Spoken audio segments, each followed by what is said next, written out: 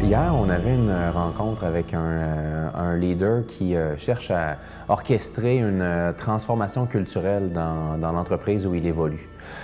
Lui, son background, il a une vingtaine d'années d'expérience au niveau de la vente et il est présentement dans une organisation dont le focus est au niveau des opérations.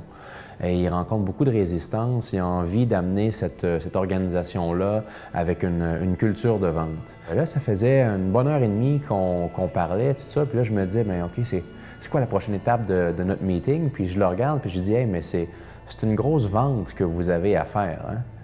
Et pour moi, c'était une manière de peut-être casser un peu le rythme. Je lui ai dit ça sans trop m'attendre à de grands résultats.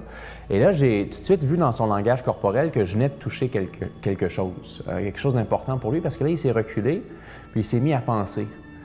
Et là, donc, je l'ai écouté parler, puis il dit, sais-tu que si je regardais les employés de mon organisation comme des clients à qui j'ai quelque chose à vendre, il dit, je pense que j'aurais plus de chances d'avoir du succès.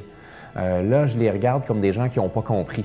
Tu sais, des fois, on rencontre quelqu'un qui est vraiment un expert dans son domaine et il cherche à partager son expertise.